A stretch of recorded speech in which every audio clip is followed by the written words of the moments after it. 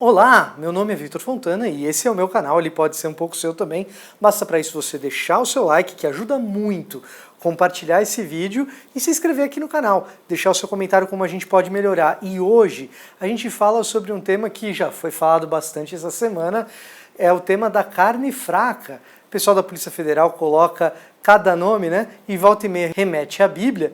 Então hoje a gente vai ver o que Jesus quis dizer quando ele disse que a carne era fraca. A gente confere isso direto do original.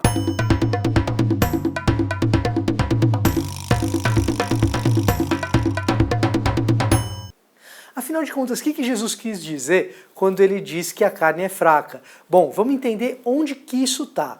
Isso aparece em Mateus 26 e em Marcos 14, é o final do ministério de Jesus, ele está se preparando para a cruz, é um momento muito sério para ele, e ele fala para os seus discípulos orarem. Quando ele retorna, ele encontra os discípulos dormindo.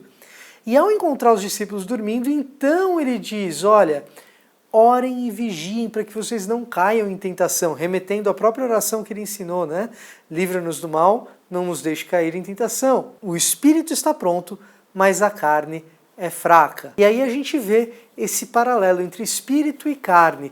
E para quem conhece um pouco mais de Bíblia, já remete logo ao que Paulo escreve lá em Romanos 7 e 8. Então a primeira coisa importante para a gente olhar é o seguinte: a gente tem que analisar as palavras dentro dos seus contextos.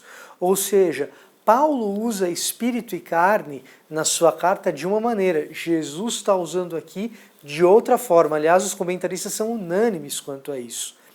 Em Paulo, a palavra sarx, que no grego é carne, ela é uma espécie de inclinação para o mal, e ela é uma antítese do espírito. O que pode deixar alguém confuso e até pensar que Paulo é contra as coisas materiais, não é esse o caso, mas a questão é que a palavra carne, tanto em Paulo quanto nos manuscritos de Qumran, tem uma conotação moral ruim. Nem tudo que é corpóreo tem essa conotação moral ruim em Paulo. Por exemplo, a palavra soma, que é corpo, geralmente é usada de maneira neutra ou com conotação até positiva. Agora, a questão é, quando a gente vai estudar um texto, a gente tem que estudar aquele texto dentro do seu contexto. E a palavra sarx, carne, no contexto de Marcos, e provavelmente Mateus usou a fonte de Marcos para escrever, então nesse contexto de Marcos 14, Jesus aponta para a fragilidade do corpo humano, para o quanto o corpo humano é perecível, aliás, perecível como as carnes que não estão bem armazenadas no frigorífico. Mas a questão é que se o espírito ele não tem essa característica de poder perecer e fazer alguém cair ao sono, a carne ela ainda é suscetível a isso. Ela ainda é suscetível às limitações desse plano no qual a gente ainda vive. Quando nós tivermos os nossos corpos ressurretos é diferente. Mas nesse texto a palavra sarx ela tem essa conotação de fragilidade, de algo perecível.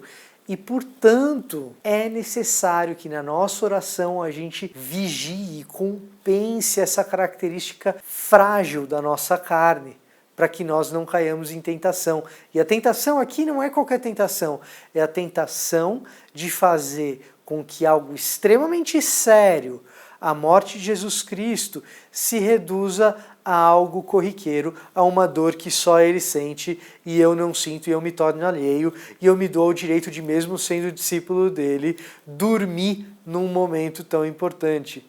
Então, o Espírito está preparado, ele está alerta, que a gente esteja sempre alerta e alerta para que a gente não permita que a nossa carne, que ela é mais frágil, tome o lugar do Espírito dessa força. Hoje, bastante simples, fácil, né, gente? Eu fico por aqui e até a próxima!